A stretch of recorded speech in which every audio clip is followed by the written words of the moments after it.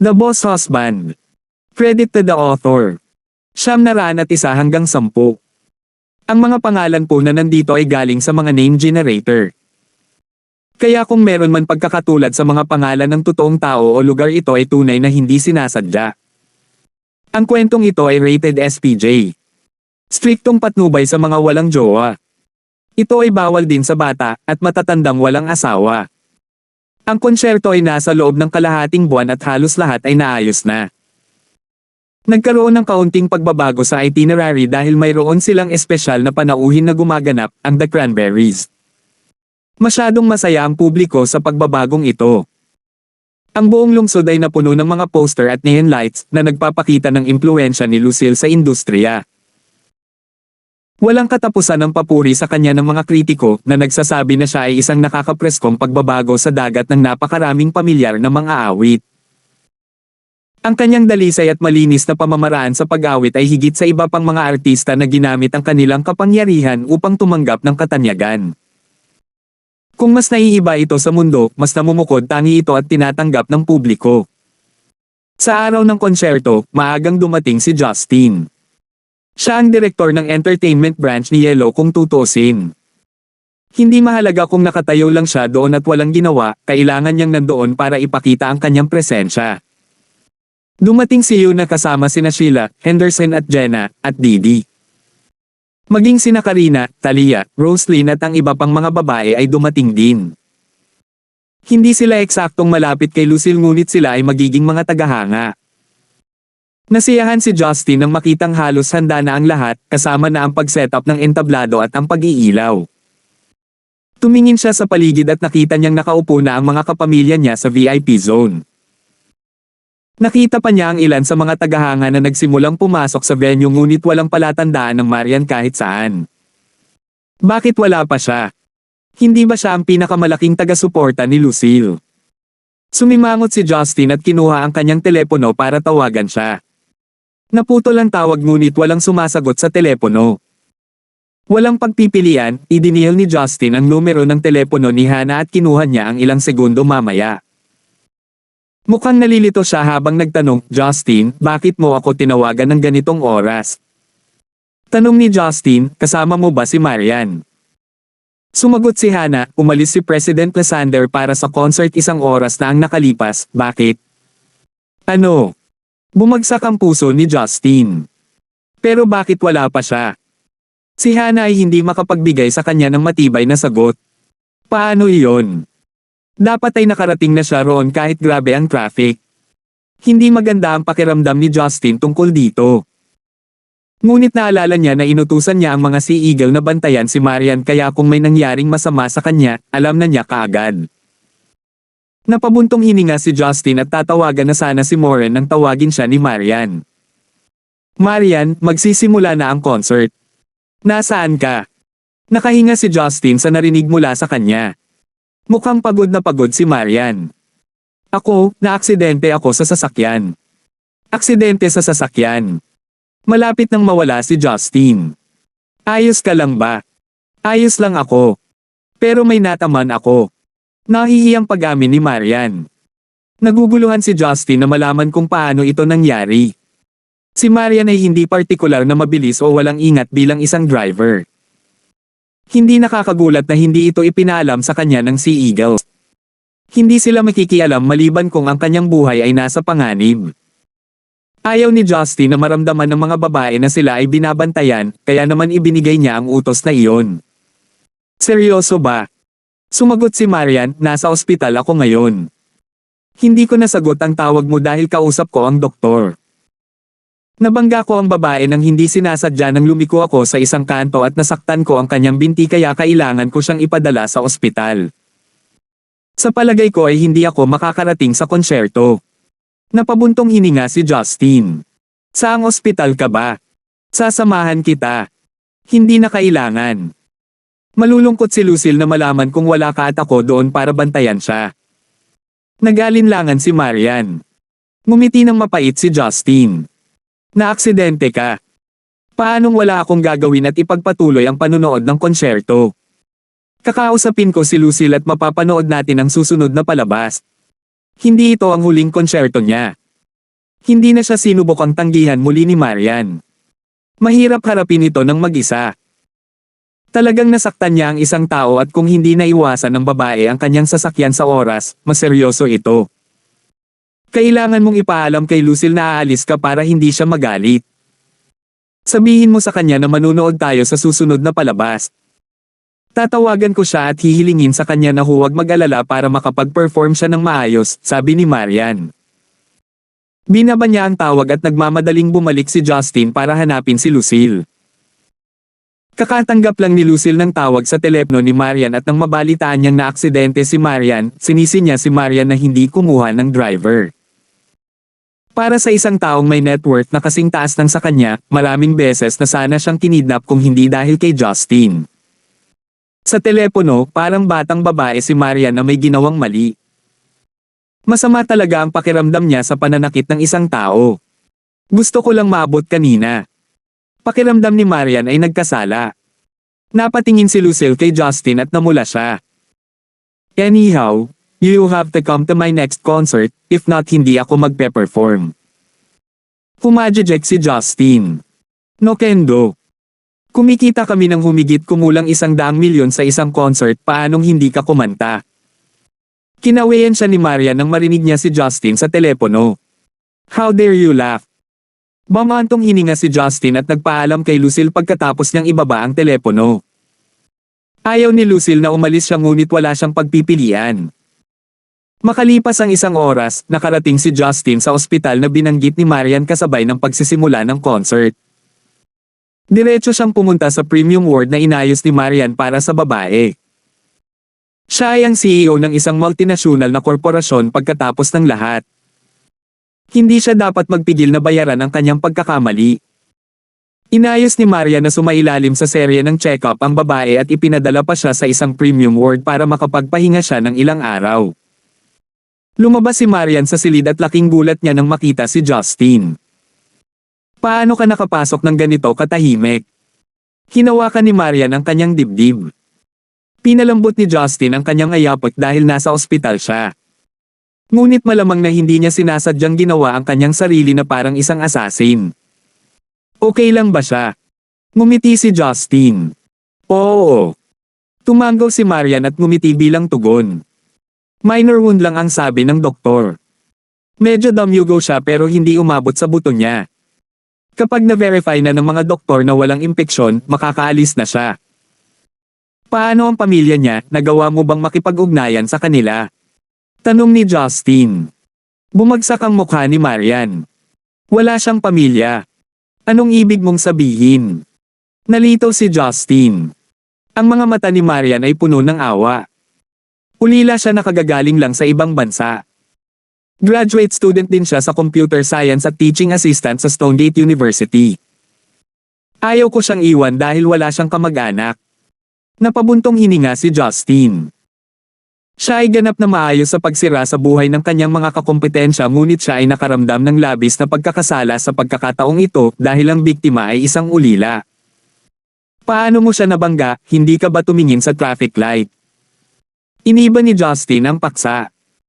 Nahihiyang sinabi ni Marian, masama ang traffic at alam mo kung ano ang nangyayari sa peak hours. Maraming tao. Naglalakad siya palabas mula sa isang kanto at tinitingnan ang kanyang bag. Hindi niya namalaya na lumabas na siya sa kalsada nang makita ko siya. Pinindot ko ang emergency brake ngunit hindi ako tumigil sa oras. Bagamat hindi nilinaw ni Marian, nagawang larawan ito ni Justin. Hindi naman talaga kasalanan ni Marian dahil hindi siya dumaan sa pulang ilaw. Ang dalagita may kasalanan kung bakit hindi siya tumingin bago tumawid. Ngunit muli, ang mga driver ay karaniwang mas nasa panganib kaysa sa mga naglalakad. Natural lang na bayaran sila ng driver kaya naman nanganganib ang mga tao na matamaan para lang manloko ng pera. Ngunit dahil ang babae ay isang graduate na estudyante at isang assistant sa pagtuturo sa Stonegate University, hindi siya maaaring maging ganoong uri ng tao. Nagkataon lang siguro. 902. Tatawagan ko si Hannah at ipapakansela niya ang mga plano bukas ng umaga. Maaari ka munang pumasok. Sasamahan namin siya ngayong gabi dahil wala siyang pamilya. At saka, aalis siya bukas ng umaga. Maging mabait ka sa kanya. Ayokong marinig siyang magreklamo tungkol sa atin, sabi ni Marian sa kanya. Pumayag si Justin sa kanyang mga kondisyon at papasok na sana nang harangin ni Marian ang kanyang dinadaanan. Huwag kang maglakas loob na manligaw sa kanya. Maaaring maganda siya ngunit wala kang pakialam. Natigilan si Justin at muntik nang mahulog. Malamang na wala siyang kredibilidad para ipaalala ni Marian sa kanya iyon sa sitwasyong tulad nito. Huminga siya ng malalim at pumasok sa silid pagkatapos naglakad si Marian sa dulo ng koridor.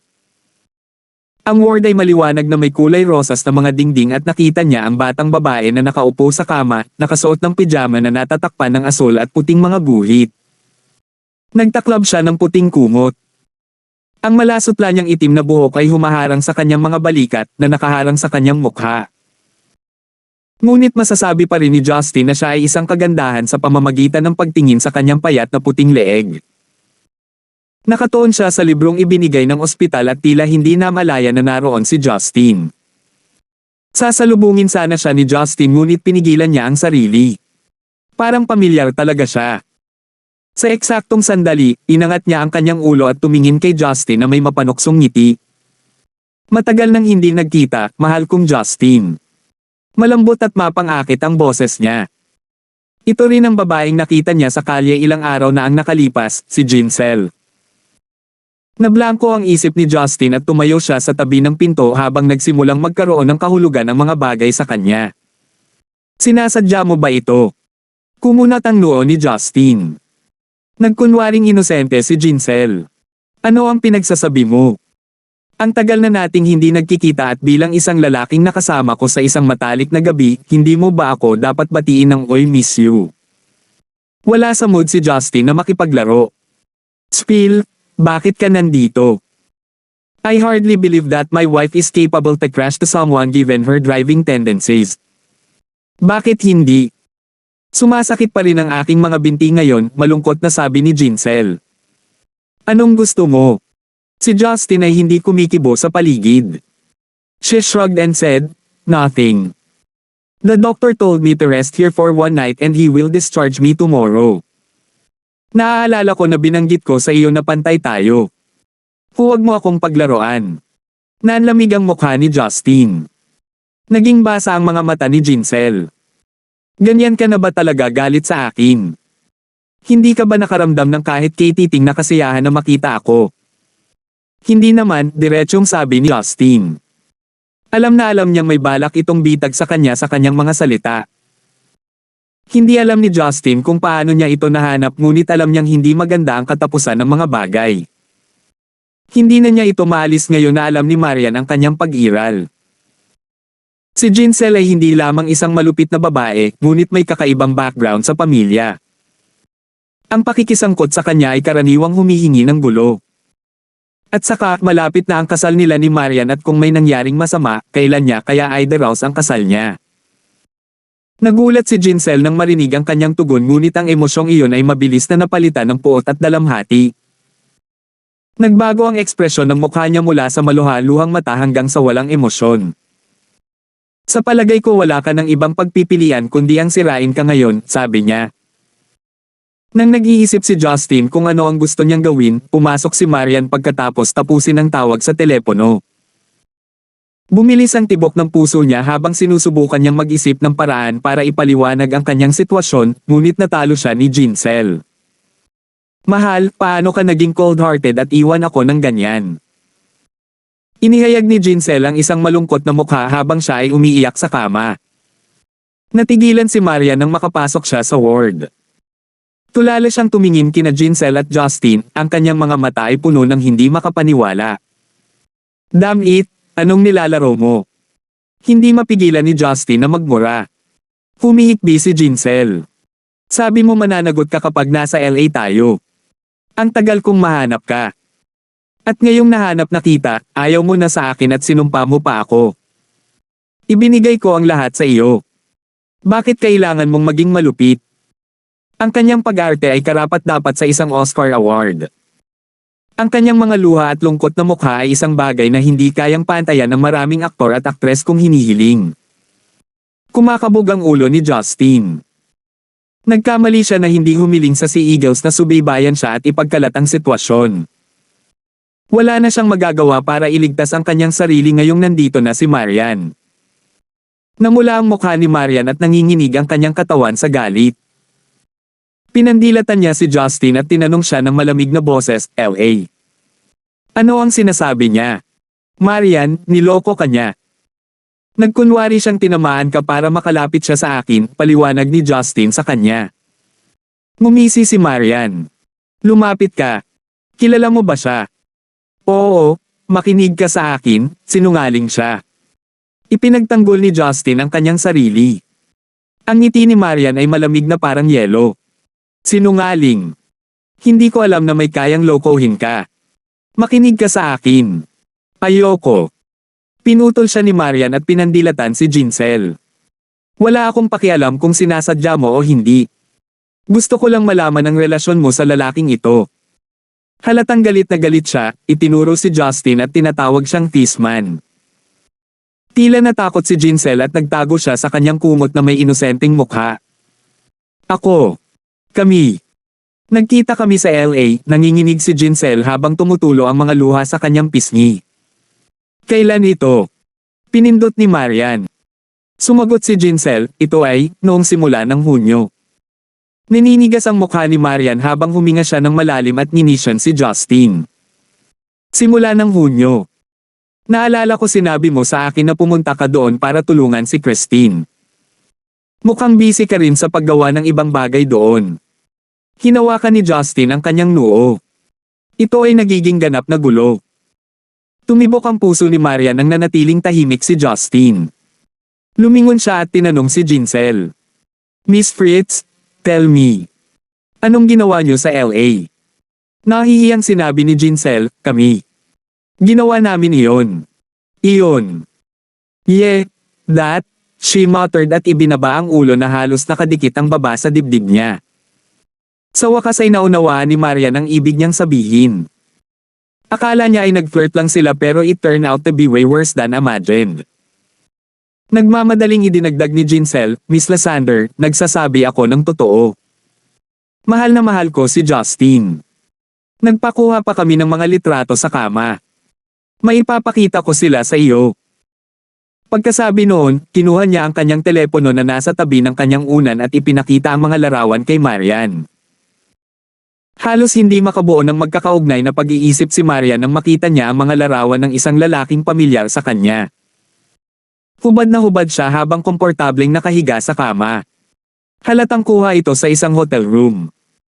Gustong patumbahin ni Justin ang kanyang sarili nang makita ang mga larawang iyon. Napapabayaan niyang tanggalin ang mga larawan sa pag-aakalang ito na ang huling pagkikita nila. Hindi na maitatanggi pa. Wala siyang magawa kahit na alam niyang sinasadya ito ni Jinsel. Suray-suray si Marian at umatras ng ilang hakbang. Nanginginig ang katawan niya sa galit at ang labi niya ay namumutla. Itinaas niya ang kanyang ulo. Tahimik na tumulo ang mga luha mula sa kanyang mga pisngi habang nakatingin kay Justin ng walang pag-asa. 93. Justin, since you managed to pull off such a act, why don't you dare to admit it? Marami ka ng ibang babae na dinala bago ako at sinabihan mo ako na sila ang manliligaw mo. So what about her? She's so pretty, bakit hindi mo sinasabi sa akin na siya ang manliligaw mo? Hindi mo ba dapat alam na sanay na ako ngayon? O dahil ba sa kanila ay marami ka na? Malamig na tanong ni Marian, medyo namumutla. Ipinikit ni Justin ang kanyang mga mata at tumahimik sandali. Binuksan niya ang kanyang mga mata at sinabing, oo, I did have a one-night stand with her but I swear I don't have feelings for her. It was an accident at best. I was disloyal to you but she's not my lover. She framed me. Tama na. Pinutol siya ni Marian at tiningnan siya ng may tubig na mga mata. She's just a normal lady. How could she had framed you? Do you think I'm a foolish 3-year-old? Alam ko ang kakayahan mo. Paano kaya niya nagawa iyon? Ako. Hindi alam ni Justin ang sasabihin. Sa bandang huli, ang kanyang kasakiman ang siyang nakabuti sa kanya. Pasensya na. Iyon lang ang tanging nasabi niya. Pasensya ka na. Ngumuso si Marian. At ano ang dapat ayusin ng isang paghingi ng tawad? Kung nangyari ito sa nakaraan, hindi na sana ako nagsalita. Pero kung plano mong ipagpatuloy ang pag-uugaling ito, bakit magdaraos ng kasal? Bakit mo pa ako pinagkakaabalahan na pakasalan ako? Dahil ang saya-saya mo sa pagtulog. Natahimik si Justin. Wala na siyang masabi. Umupo si Jincel sa kama, kumikinang ang kanyang mga mata sa pananabik. Lalong sumama ang pakiramdam ni Maria nang mapagtanto niyang wala nang masabi si Justin. Nanginginig ang boses niya habang sinasabi, I can choose to ignore your ex-lovers. I can try my best to get over the fact that you have other women who you love so deeply. Tinanggap ko pa nga ang mga manliligaw mo. But I cannot accept the fact that you lied to me. You lied to me that you were going to LA to help someone but you were actually sleeping around. Marian. Alam kong sobrang sama ng loob mo pero hindi siya ordinaryong babae. Napakadelikado niya. Sinubukan ni Justin na pakalmayan siya. Umiling si Marian at umatras ng 2 hakbang. Para sa akin, ikaw ang pinakadelikadong tao sa kwartong ito. Parati kang prangka at bukas sa lahat ng oras na magkasama tayo, ngunit nagbago ka. Pagkasabi niyon, tumalikod siya at tumakbo palabas ng pinto. Tinawag siya ni Justin ngunit pinabilis lang nito ang pagtakbo niya. Nakatayo siya sa tabi ng pinto na may ulirat. Makalipas ang ilang minuto, lumingon si Justin at tumingin kay Jincel na may malungkot na ekspresyon sa mukha. Wala na siyang kaawa-awa sa mukha. Sa katunayan, mas relaxed siya kaysa dati. Kontento ka na ba? Ito ba ang gusto mo? It's okay I guess. Hindi mo ako gusto kaya kailangan kong siguraduhin na kawawa ka rin. Pinaikot-ikot ni Jincel ang kanyang buhok. Ungol ni Justin. Ano ang mapapala mo dito? Wala. Baliw ka. Lokong babae ka. Nagngagat ang ngipin ni Justin. Naging malamig ang tingin ni Jincel habang nakatingin sa kanya sa gilid. Tama ka, baliw ako. So ano? Hindi ka ba natatakot na patayin kita ngayon? I gave you my virginity, what's wrong with giving you my life? Tumawa si Jincel. Huwag kang tumawa. Ungol ni Justin at hinawakan ang kanyang leeg. Kung mas hinigpitin pa niya ang pagkakahawak nito, naputol na ang leeg niya sa 2. Napabuntong hininga si Jincel habang nakadilat ang mga mata. Napuno ito ng kawalan ng pag-asa at labis na ikinagulat ni Justin kaya kumalas siya sa pagkakahawak. Anong nangyari? Ang kanyang mga mata ay parang disyerto, walang buhay at lakas, na walang bakas ng pag-asa. Paanong magpapakita ng ganoong emosyon ang isang babaeng katulad niya? Bakit? Bakit hindi mo ako pinatay? Nagpakawala siya ng matikas ngunit nakakalungkot na ngiti. Sabi ko, huwag kang ngumiti. Gusto ko. Bakit hindi ako ngumiti? Pwede kang umiyak pero hindi ka dapat ngumiti. Biglang naging komportable ang isipan ni Justin. Isang patak ng luha ang tumulo sa kanyang pisngi. Patayin mo ako. Hindi ako mapangiti kung patay na ako. Maliwanag pa rin ang ngiti niya. Hindi ka ba natatakot sa kamatayan? Kumunat ang noo ni Justin. Natatakot. Lalong tumawa si Jincel at napaubo ang pagkakahawak sa kanyang leeg. It took her a minute to stop cough before she looked at him with her tear eyes. Mahigit 1,000 beses na akong namatay. Ano ang iniisip mong matatakot ako sa isa pa? Masasabi ni Justin na ang kamatayan ay isang bagay na gusto niyang maranasan. Naalala niya ang una nilang pagkikita. Ang katotohanan na siya ay buhay pa ay isa ng himala dahil ang kanyang katawan ay napuno ng 9 meridian at mga nakamamatay na lason, kaya bakit siya matatakot sa kamatayan? Nagpakawala ng malalim na hininga si Justin at pinakawalan ang kanyang leeg.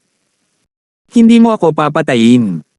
Si Jincel ay tumingin sa kanya na may kakaibang mga mata. Naglakad si Justin sa pintuan at hindi lumingon. Hindi ko alam kung bakit mo ito ginagawa ngunit hindi ko na gustong makita ka pa. Ang buhay ay higit na parusa para sa iyo kaysa sa kamatayan. Pinagmamasdan siya ni Jincel na lumabas ng pinto nang may ulirat hanggang sa mawala ang kanyang mga yabag sa koridor. Napahawak siya sa kanyang kumot habang tumutulo ang luha sa kanyang mukha. Sabi mo gusto mo akong patayin pero hindi mo magawa. Sabi mo wala kang nararamdaman para sa akin pero lamambot ang puso mo sa titig ko. Lalaki. Lahat sila ay hindi tapat. Pinunasan niya ang luha sa kanyang mga mata. Pagkatapos ay nagpakawala siya ng isang matamis na ngiti. Kasabay nito, si Justin ay lumabas ng ospital na may mabigat na puso. Sa totoo lang, wala siyang pakialam sa gustong gawin ni Jinsel. Sa kanya, one night stand lang iyon. At the end of the day, kasalanan pa rin niya kung bakit hindi siya nilabanan.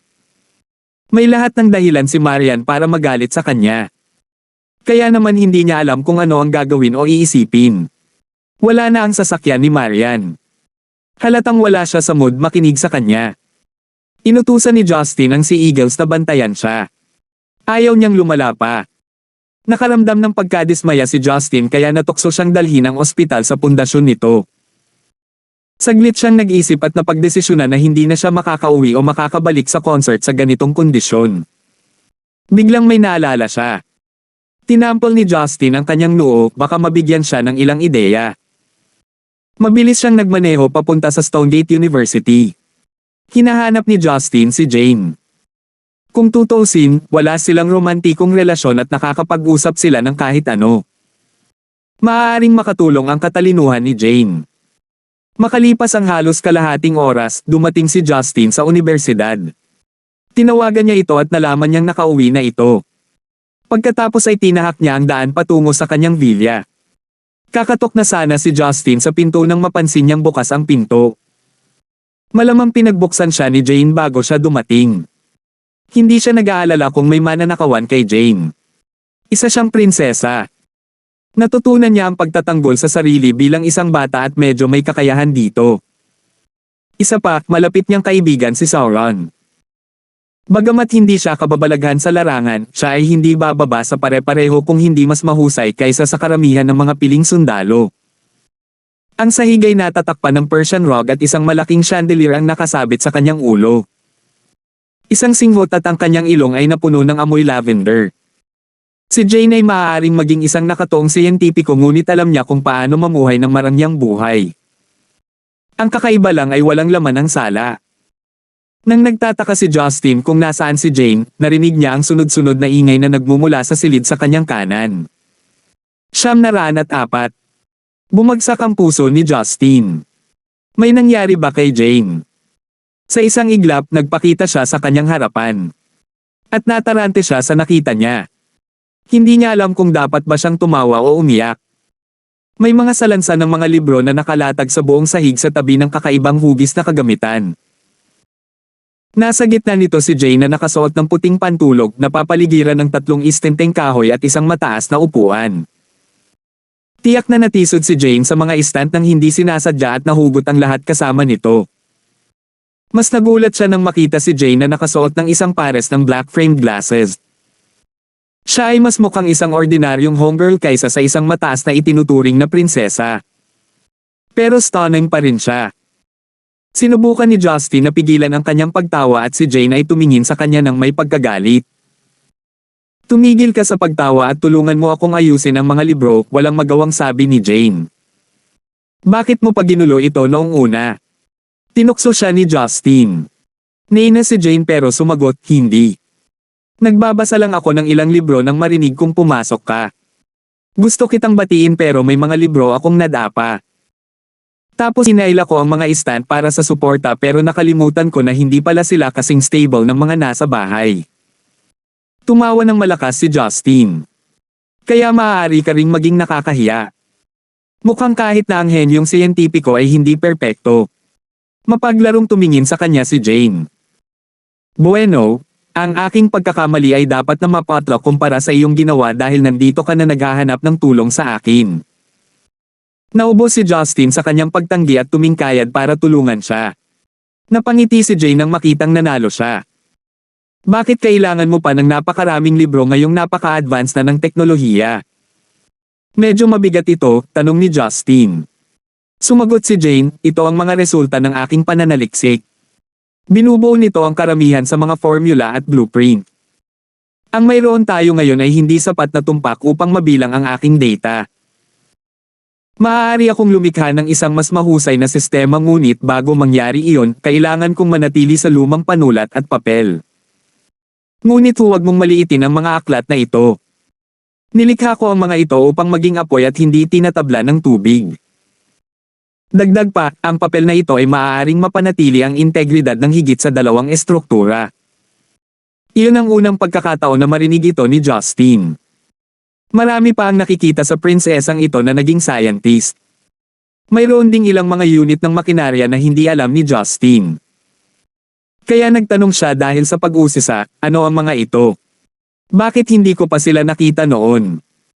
Naglagay si Jay ng itim na bola sa isang stand. Kumikislap ang mga mata niya sa excitement. Siyempre hindi mo pa sila nakita, ito ang mga sanggol ko. Mga sanggol. Mabilis na tanong ni Justin. Ito ang mga pinakahuling imbensyon ko. Hindi pa ito na ipapalabas sa publiko noong huli. Ikaw lang ang nakakita sa kanila hanggang ngayon. Tumalbog pataas baba si Jay na parang batang babae. Palagi siyang nasasabik pagdating sa kanyang trabaho. Pumajejek si Justin at tumingin sa sahig at nakita ang isang pares ng pink na headphone na may mga kristal. Hindi naman masyado. Inimbento mo rin ba ang mga headphone na ito? Hindi ito mukhang espesyal sa akin. Mahiwagang ngumiti si Jane. Isuot mo sila. Nagkibit balikat si Justin at isinuot ito. Sige, ano ngayon? Kinagat ni Jane ang kanyang labi at nag-isip saglit bago nagsalita sa kikungo. Ang mga headphone na ito ay may kahangahangang tampok. Nagtataka si Justin kung bakit siya lumipat kay Kikungo. Ngunit, lubos niyang naiintindihan siya. Laking gulat niya nang may narinig siyang boses na lumabas sa headphone. It was translate her words into English. Inalis ni Justin ang headphones at nagtanong na may labis na pagkamangha, ito ba ay isang real-time na device sa pagsasalin? Buong pagmamalaking tumango si Jane. Tama. Maaari itong tumpak na magsalin ng higit sa 100 iba't ibang mga wika at mag-output ng iba't ibang mga wika batay sa naka-install na chip. Hindi ba ito kahanga-hanga? Masiglang tumango si Justin sa kanyang ulo. Isa itong malaking tagumpay kung isasaalang-alang ang katotohanan na kahit isang normal na real-time na device sa pagsasalin ay hindi pa nagagawa. Ang mga magagamit na ngayon ay limitado sa pag-andar at napakalaki. Dagdag pa, ang mga device na iyon ay nangangailangan ng mano-manong input, hindi ang mga senadoryas ng boses. Masisira nito ang hadlang sa wika sa buong mundo. Bakit hindi mo ito ginawa ng maramihan? Umiling si Jane at ngumiti. Inimbento ko ang mga ito 2 taon na ang nakakaraan. Naisip ko ito ngunit sa huli ay itinago ko ito para sa aking sarili. Bakit? Hindi maintindihan ni Justin kung bakit hindi siya nagbabahagi ng napakagandang device. Napabuntong hininga si Jane. Ang gasto sa paggawa ng mga headphone na ito ay katulad ng sa isang smartphone. Nangangahulugan ito na sa paglulunsad nito, 50% ng mga tao sa mundo ang kayang bilhin ito. Gayunpaman, dapat mong tandaan na may milyon-milyong tao sa mundong ito na umaasa sa pagsasali ng mga wika bilang kanilang trabaho. Kung ang produktong ito ay magiging katotohanan, milyon-milyong tao ang mawawalan ng trabaho. Milyon-milyon ang magdurusa dahil sa isang bagong produkto na dapat ay natuto. Higit pa tungkol sa kulturang pinag-uusapan ay mas gugustuhin kung matutunan ito ng mga tao sa ganoong paraan sa halip na mandaya. Nagulat si Justin nang marinig iyon. Hindi niya alam na pinag-isipan na niya ito. Ibinalik niya ang headphone sa shelf at ipinakilala ang iba pa niyang imbensyon kay Justin. Sa madaling salita, ang mga kakaiba ngunit makapangyarihang mga imbensyon na ito ay ginawa ng isang batang babae na wala pa sa kanyang 20s. Ginawa niya itong katuwaan noong malaya siya at para sa kanya, ito ay mga libangan lamang. Dahan-dahan, nagsimulang magbago ang impresyon ni Justin sa kanya at tumingin siya kay Jane ng may masalimuot na tingin. Hindi maiwasang magtanong ni Jane kung kailan siya halos tapos na sa pagpapakilala ng kanyang mga imbensyon. Justin, bakit ganyan ang tingin mo sa akin? Sa tingin mo ba ang boring nila? Kung ganoon, titigil na ako sa pagsasalita. Ginawa ko sila noong bored ako at hindi ko maiwasang i-share dahil wala pa naman talaga akong chance na gawin yun. Umiling si Justin at bumantong hininga. Iniisip ko lang.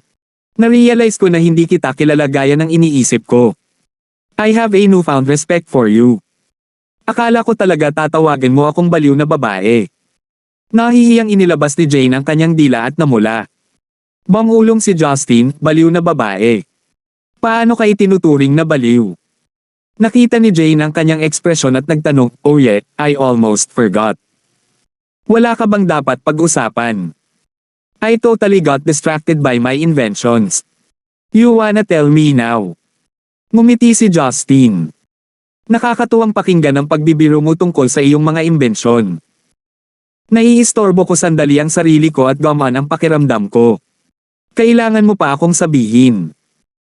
Itinaas ni Jane ang kanyang salamin at tumingin sa kanya ng may pag-asa. Ang isang babae ay naghahangad ng tsismis, lalo na kapag ito ay tungkol sa lalaking gusto nila. 905. Ang mga kalye ng silangan ng Stonegate ay abala sa buhay. Napuno ng musika ang hangin na umaakit ng mga customer sa iba't ibang mga tindahan na nasa gilid ng mga lansangan. Magkahawak kamay na naglalakad sa kalye ang mga mag-asawa habang nagbubulungan ng matatamis na bagay sa isa't isa. Kabilang sa mga tao ang isang babae na naka-purple dress na tahimik na nakaupo sa isang bench. Ang kanyang mukha ay natatakpan ng isang pares ng salaming pang-araw ngunit hindi maitikaila ang kanyang kagandahan. Ang kanyang balingkinitang puting leeg at proporsyonal na figure ng katawan ay nakakuha ng atensyon ng maraming dumadaan. Sinubukan siyang lapitan ng ilang lalaki ngunit hindi siya sumagot kahit anong gawin nila. Ang babaeng ito ay si Marian. Naliligaw siya pagdating sa pagharap sa bago niyang negatibong emosyon. Nanginginig ang puso niya sa sakit at galit habang pinupunasan ang luha sa kanyang mga mata. Matapos magmaneho palayo sa ospital, lumabas siya ng highway at hindi alam kung saan siya patungo. Ayaw niyang umuwi. Ayaw niyang makita siya ng pamilya niya ng ganito. Gusto ni Maria na burahin ang lahat ng negatibong emosyon sa kanyang isipan. Ang pinakamagandang bagay na naiisip niya ay ang lunurin ng ingay sa kanyang ulo sa ingay mula sa mga lansangan. Nakabalot talaga sa kanya ang katahimikan. Karaniwan, mas gugustuhin niyang huwag pumunta sa mga masikip na lugar dahil ang kanyang pambihirang hitsura ay nakakaakit ng maraming hindi gustong atensyon. Sasampalin siya ng mga lalaki at titig na selos ang mga babae. Masama ang loob niya dito. Siya ay ipinanganak sa kanyang hitsura. Hindi niya ito pili. Ngunit habang lumalaki siya, napagtanto niya na hindi ito mahalaga. Kaya dahil doon, mas pinili niyang mamuhay sa anino. Maliban sa pagpunta sa mga bookshop para magbasa ng libro, nagpunta lang siya sa mga mall at building na pag-aari niya. Siya ay hindi kailanman lumitaw sa mga mataong lugar, ngunit ngayon ay isang pagbubukod. Upang maiwasang maabala ng mga tao at matitigan ang mga ito sa kanyang namamaga na mga mata, nagpasya siyang magsuot ng salaming pang-araw.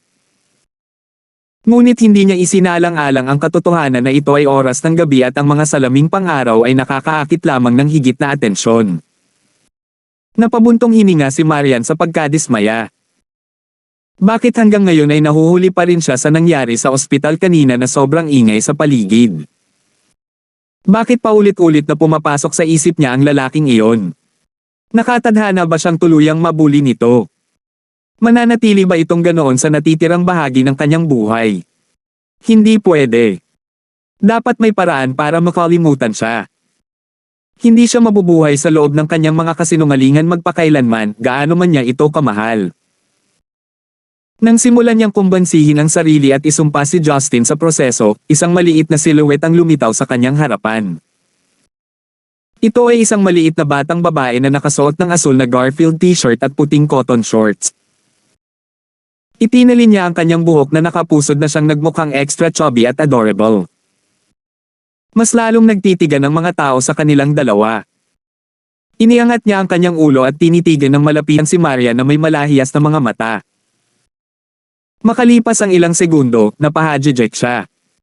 Yung kapatid na babae na kamukha ng nanay ko. Nakilala ka ni Leia. Nagulat si Marian.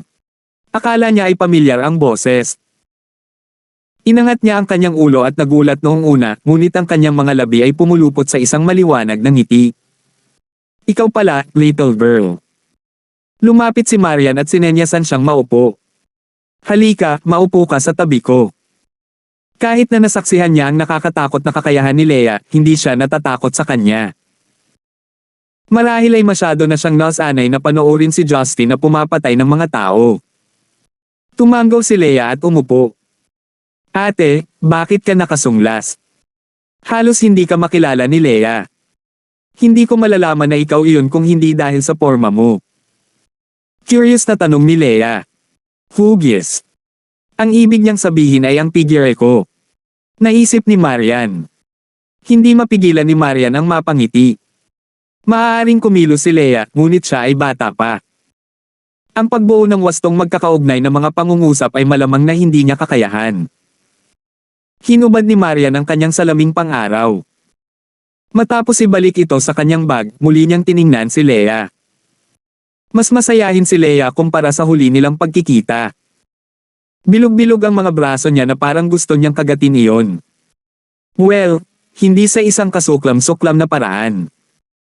Para kay Marian, sila ay kahawig ng malalaking malalambot na marshmallow. Leia ang pangalan mo. Hinaplos ni Marian ang kanyang buhok at nagtanong. Nagpout si Leia. Napakagago ni ate. Nabanggit ko lang pangalan ko. Inilibo ni Marian ang kanyang mga mata. Parang hindi uobra ang pakikipag-usap sa kanya ng normal. Mag-isa ka lang. Uya, nasaan ang lolo mo? Nagsisimula ng mag-alala si Marian dahil si Leia ay may record ng pagtakas sa bahay. Bahagyang nalungkot si Leia. May pinuntahan si lolo para may asikasuhin. Hindi daw ako makakasama kaya kailangan kong manatili sa bahay kasama ang yaya ko. Masama ang loob ni Marian para sa kanya, alam niyang wala ang kanyang mga magulang. Kung gayon nasaan ang iyong yaya? Tinuro ni Leia ang McDonald's sa kabilang kalye. Binibili niya ako ng McDonald's. Lumabas kami para maglaro at hindi pa kami kumakain ng hapunan. Kay McDonald. Kumunat ang noo ni Marian. Sa mga oras na ito, isang babae ang lumabas sa fast food store, may hawak na 2 bag ng pagkain at 2 tasa ng inumin. Napalingon siya sa paligid bago na pabuntong hininga matapos mapansin si Leia sa bench. Tumakbo siya papunta sa bench at niyakap siya. My lady, tinakot mo ako. Bakit ka umalis nang hindi sinasabi sa akin? Papatayin sana ako ni Mr. ng sampal kapag nawala ka. Halatang may malasakit siya kay Leia, pero kakaiba pa rin ang marinig ang pariralang patayin mo ako sa isang sampal. Nilabas ni Leia ang kanyang dila at tumawa. Tumalon siya sa bench at sinabing, Yaya, ito ang kapatid na sinasabi ko. Ang ganda niya, di ba? Hindi na malaya ni Yaya na may ibang tao dito. Nagulat siya nang makita si Marian. Ah, so ikaw ang pinag-uusapan ni Leia. Paulit-ulit na sinasabi ni Leia na may nakilala siyang kamukha ng nanay niya. Hindi pala siya nagbibiro, magkamukha kayong dalawa. Nagtatakang sabi ni Yaya. Namula si Marian. Natuwa siya nang marinig iyon sa hindi malamang dahilan. Dahil ba sa nag-uumapo na pagmamahal ng ina sa mga anak? Ngayong nabanggit na ito ng Yaya, muling tiningnan ni Marian si Leia. Napansin niya noon na maraming pagkakatulad si Leia sa kanyang sarili noong nasa ganoong edad siya. Nakatadhana ba ang kanilang pagkikita? 9 at 6. Naglalaro lang talaga si Yaya. Maaaring cute at chubby si Leia ngunit walang tunay na paraan para malaman kung magkamukha sila. Naisip ni Leia na si Marian ay kamukha ng kanyang ina at si Marian ay mahilig kay Leia. Yumuko si Yaya at ngumiti kay Leia. Leia, bumili ako ng hamburger at fries. Gusto mo bang kumain sa labas o sa loob? Pinutol siya ni Marian bago makapagdesisyon si Leia. Huwag mong kainin ito. Parehong nagulat si Yaya at si Leia. Bakit hindi nila dapat kainin ang kanilang pagkain? Kumunat ang noo ni Marian. Tita, pwede ko bang malaman ang pangalan mo? Nagulat si Yaya sa tanong niya pero walang pakialam. May. Ang pangalan ko ay Myra Satori. Maaari mo akong tawaging Myra. Tumanggaw si Marian. Ang pangalan ko ay Marian at maaari mo akong tawaging Marian. Myra, sa tingin ko ay mas mabuti na itigil mo na ang pagpapakain sa kanyang junk food. Masama ito para sa kanya sa hinaharap. Ang pagkain ng lahat ng ito ay magpapalaki lamang sa kanyang timbang. Maraming mga bata na kumakain ng sobra noong bata pa sila at nagdurusa para dito sa hinaharap. Nagulat si Myra sa narinig. Hindi niya isinalang-alang ang posibilidad na iyon.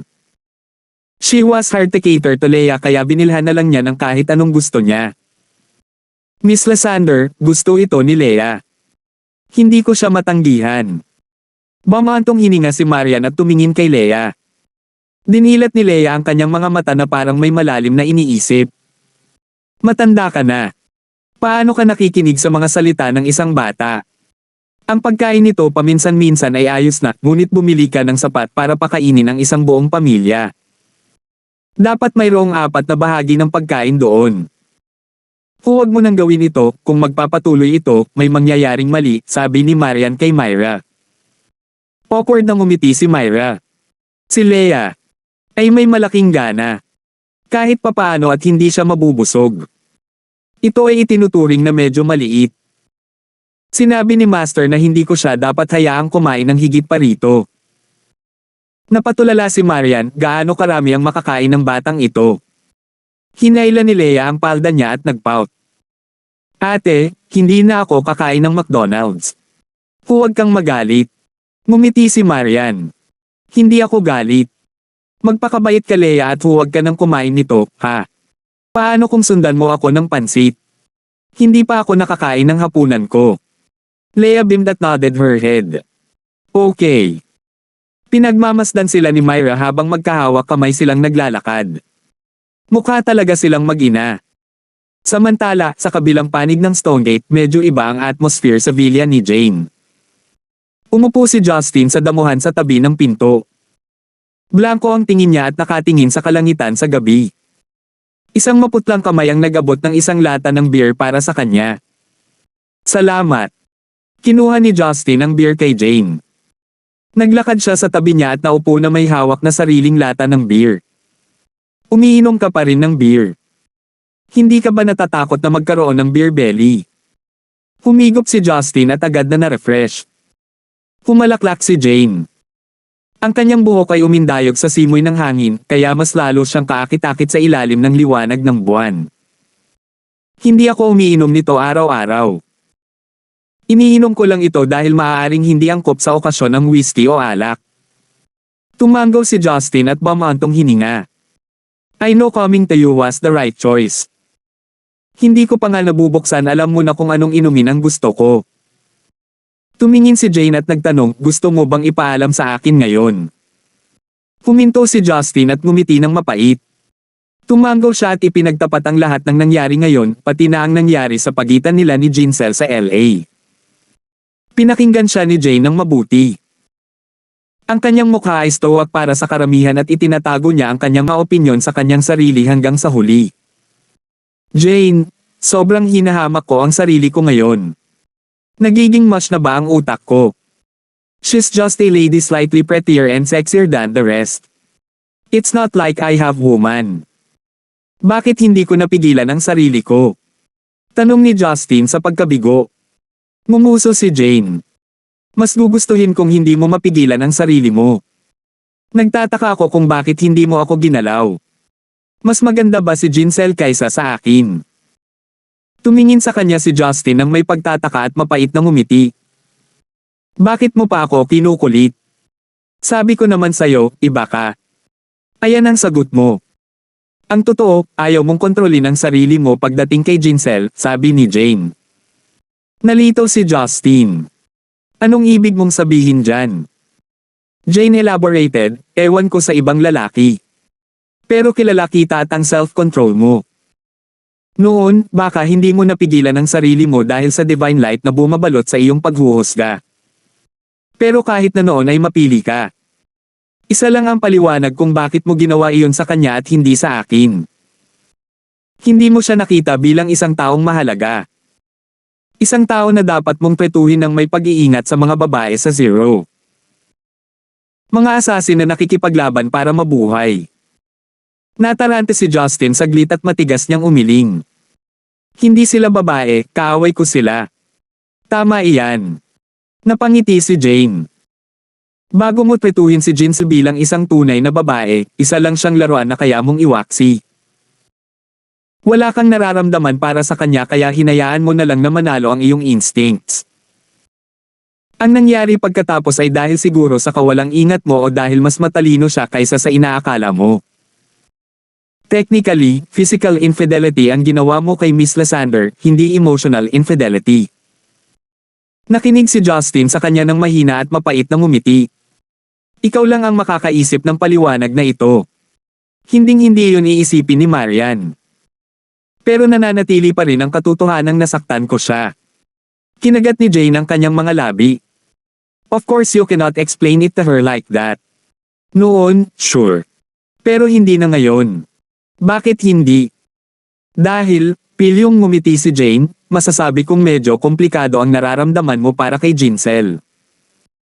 Hindi ko alam kung ano ang naging dahilan ng pagbabago mo ngunit hindi mo na siya tretuhin bilang isang laruan. Kung ginawa mo iyon, pinatay mo na sana siya dahil sa pang-aakit sa iyo. Pakiramdam ni Justin ay nakalantad sa ilalim ng kanyang mga tingin.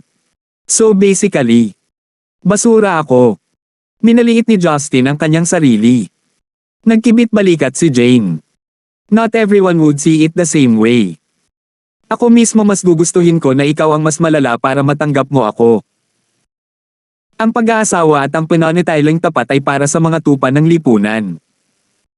Ang mga babae ay palaging nahuhulog sa iyo dahil sa iyong lakas. Tingnan mo sina Sauron at Mock-Edan, ang mga pedophile na iyon ay mas maraming manliligaw kaysa sa iyo. Ikaw pa rin ang itinuturing na loyal sa akin. Ganito ba ang tingin mo sa akin? Hindi alam ni Justin kung dapat ba siyang tumawa o umiyak. First time niyang marinig ang iniisip nito tungkol sa kanya. Napangiti ng husto si Jane. Sa tingin mo ba ako lang ang nag-iisip ng ganyan? I bet your other lovers, Miss Morris, Miss Roslyn, and Miss Anson share similar thoughts to me. Of course, I'm not saying na mahal lang nila ang kapangyarihan mo, pero hindi mo maitatanggi ang katotohanang walang nangyari kung ordinaryong manggagawa ka lang sa yellow. Nagpakawala ng hininga si Justin na pinipigilan niya. Ito ba ang paraan mo para linisin ako sa aking mga kasalanan? Syempre hindi. Umiling si Jane. Ipinapalam ko lang sa iyo kung paano ko ito tinitingnan. Maaaring hindi pareho ang nararamdaman ni Miss Marian. Kumunat ang noo ni Justin. Paano kaya? Napabuntong hininga si Jane. Dahil iba ang pagkakakilanlan niya. Asawa mo siya. Sa madaling salita, inalis ng manliligaw mo ang karapatan niya na magkaroon ng perpektong manliligaw at kasal. Hindi ka perpektong asawa pero perpektong asawa siya. Kaya siya lang ang masaktan. Pero hindi niya kayang mawala ka kaya nagtitimpi siya. Napakalupit mo sa kanya. Gusto kita bilang isang lalaki na malupit pero kung ano ang ginagawa mo sa kanya. Bumagsak ang mukha ni Justin. Sigh, nararamdaman ko rin. Kaya naiinis ako sa sarili ko. Kung gayon mahal na Mr. Disgusting, alam mo ba kung aling tatlong salita ang hindi dapat sabihin ng isang lalaki sa kanyang asawa? Comment that si Jane. Walang magawang umiling si Justin. Aling tatlong salita? I am sorry. 9-7. Naramdaman ni Justin na sila ni Marian ay parehong malas na nagkita dahil kadalasan, palagi siyang humihingi ng tawad kay Marian. Bakit hindi mo sinabi sa akin ng mas maaga? Tumingin si Justin kay Jane ng may pagkagalit. Sumimsim si Jane ng kanyang beer at pinitik ang kanyang ilong bilang tugon sa hindi kaaya-ayang lasa. Why should I? Honestly, I think that the reason you refused to accept me is because of Miss Lysander. I might be a genius but I am human. And my human side tells me that your divorce would great benefit me. Halos madapa si Justin na mangha sa kanyang pagiging prangka. Hindi mo ba ako matutulungan? Nagpaplano pa akong magdaos ng kasal kay Marian sa susunod na buwan kapag lumamig na ang panahon. Hindi ba pwedeng makipaghiwalay ka na lang? Kinagat ni Jane ang kanyang mga labi. Tigilan mo na ang kalokohan mo sa akin. Hindi na mamalayan na itinaas ni Justin ang kanyang boses. Hinding-hindi ko siya hihiwalayan maliban na lang kung si Maria na mismo ang humiling nito. Napakarami na naming pinagdaanang magkasama mula sa away hanggang sa Cold Wars. Hinding-hindi ko papayag na hiwalayan siya ng dahil lang sa isang babaeng sumulpot ng wala sa oras. Kung hindi ko siya mahal, hindi ko siya kasama hanggang ngayon. Ngunit hindi iyon ang iniisip niya. Ang pag-ibig ay parang bukal.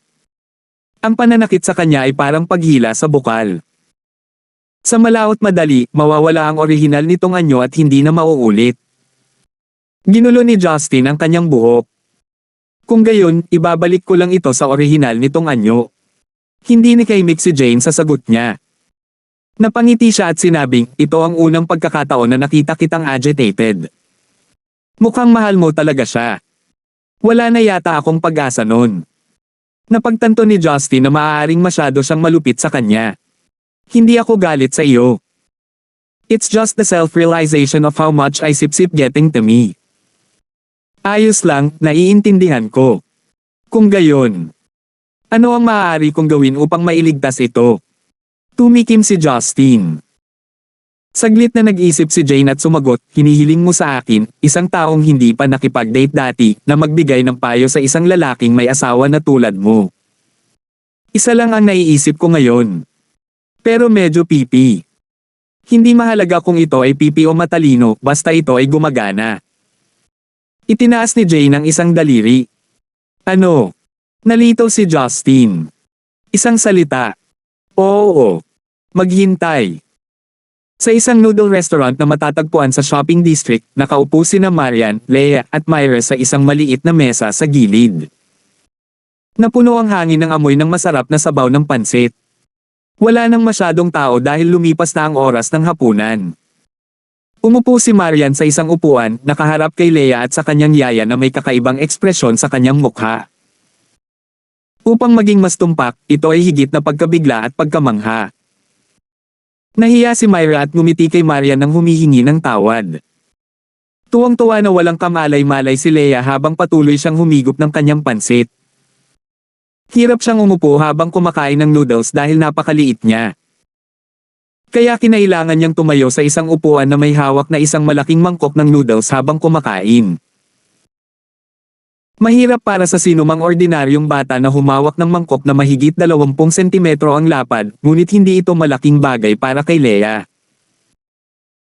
Ang ikinagulat ni Marian ay ang katotohanan na mayroon ng 3 walang laman na mangkok sa harap ni Leia habang kumakain siya sa pang-4. Bamantong hininga si Leia. Sumandal si Leia para tapusin ang sopas bago ito isinalansan sa ibabaw ng iba. Ibinaba niya ang kanyang chopsticks at kinuha ang kanyang panyo mula kay Myra para panasan ang kanyang bibig. Pagkatapos noon, dumighay siya at hinimas ang kanyang tiyan. Busog na ako. Bumalik si Marian sa realidad at tumingin sa sarili niyang mangkok. May natira pa sa kalahati. Napaka-surreal ng lahat. Busog na siya mula sa kalahating mangkok at ang batang nasa harap niya ay nakatapos ng 4 na malalaking mangkok ng noodles. Kung hindi humingi ng dagdag na serving si Myra, baka hindi makakagawa ng sapat na oras ang chef. Kahit na alam niyang hindi ordinaryong bata si Leia, ito ay lampas sa kanyang pinakamaligaw na imahinasyon. Paano nagkasya ang pansit sa kanyang tiyan? Ate, huwag kang mag-iwan ng mga tira. Sabi ni Lolo hindi tayo pwedeng mag-aksaya ng pagkain. Nagalit si Leia sa kanya nang makita niyang hindi kumakain si Maria ng kanyang pagkain. Hindi mapigilan ni Maria na mamula. Busog na siya pero hindi niya mapigilan baka mabastos siya ng isang bata. Dahil wala siyang pagpipilian, sinubukan niyang ipasok ang noodle sa kanyang bibig. Binuhat ni Myra si Leia sa kanyang kondongan. Miss Lysander, pasensya na kung kailangan mong masaksihan ito. Laging ganito ang gana ni Leia. Nagulat din ako noong una, pero nasanay na rin ako. Ngumiti ng pilit si Marian. Myra, ang lolo ba ni Leia ang tanging kamag-anak niya? Matagal na niyang gustong itanong ito pero kakaibang itanong kay Leia. Napabuntong hininga si Myra. Hindi ako sigurado sa sarili ko. Bahagyang nalungkot si Marian sa pagtatanong. I'm sorry sa pagtatanong nito. Umiling si Myra. Hindi yon, Miss Lysander. Ako mismo ay hindi masyadong sigurado sa kanyang nakaraan. Hindi pa ito binanggit ni Master dati. May nanay at tatay si Leia. Sabi ng lolo ko nasa Stonegate ang tatay ko at dadalhin niya ako para makipagkita sa kanya sa lalong madaling panahon. Pinutol sila ni Leia. Nagulat si Marian. Sa Stonegate? Oo. Tumanggaw si Leia. Pero sabi ni lolo, sobrang abala si daddy at makikilala na lang natin siya mamaya. Naisip ni Marian sa kanyang sarili, paano magiging abala ang isang ama para sa kanyang sariling anak na babae. Naguguluhang tumingin siya kay Myra. Miss Lysander, I'll be honest. Wala akong masyadong alam. Nung una kong nakilala si Leia, dinala siya sa village ko para maghanap ng yaya. Maagang namatay ang asawa ko at wala kaming anak. Hindi naging mabuti sa akin ang mga in-laws ko at inisip na pabigat ako. Naligtas ako mula sa pang-aabuso ng biyenan ko. Halos 1 taon na akong nagpakain sa sarili ko at nabigyan ng trabahong ito. Ay isa lamang sa mga bagay na hindi namin napag-usapan at hindi ako naglakas loob na sabihin ito kay Leia na sinabi sa kanya ng kanyang ina na babalik siya para hanapin siya ngunit hindi ko alam kung gaano iyon kay Toto. Namumula ang mga mata ni Marian habang nakaawang nakatingin kay Leia. Tumalon na si Leia mula sa upuan at nakasandal sa bintana, nakatingin sa mga tao. Pinunasan ni Marian ang kanyang mga luha at nagtanong, Myra, ilang taon na si Leia? Dapat mga 4 na taong gulang na siya ngayon, di ba? Nagulat si Myra sa tanong niya at biglang nagbago ang ekspresyon niya. Makalipas ang ilang segundo, nakabawi siya at ngumiti ng pilit. Miss Lysander, maaaring isipin ng isa iyon. Anong ibig mong sabihin sa assume? Kumunat ang noo ni Marian. 3 years old na ba siya noon? Di bale. Masarap ang gana niya, kaya hindi nakakapagtakang mas malaki siya kaysa sa ibang mga bata. Ngumiti si Myra at tumanggo bilang pagsang-ayon. Masasabi ni Marian na may naramdamang mali ngunit ayaw niyang magalit. Permanenteng mananatili ba si Leia sa Stonegate? Kung gayon, matutulungan ko kayong maghanap ng magandang kindergarten dahil hindi madaling mag-enroll ng mga bata ngayon. Namuhuna na ako sa ilang kindergarten. Mas handang-handa sila na kunin siya.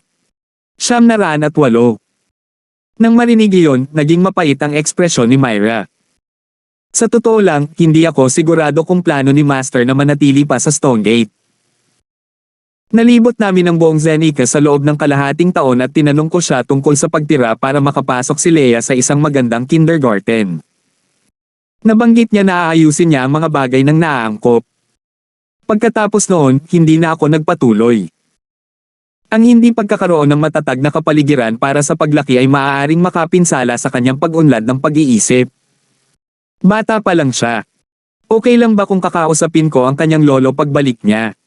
Tanong ni Marian. Nagulat si Myra. Pagkatapos ay nagtanong siya ng isang katanungan na marahil ay dapat ay marami na siyang itinanong kanina. Miss Lysander, patawarin mo ako sa pagiging prank ako pero bakit masyado kang nagmamalasakit kay Leia? Naalala kong sinabi sa akin ni Leia na hinabol at iniligtas mo siya mula sa ilang human traffickers. Hindi yun inaasahan ni Marian.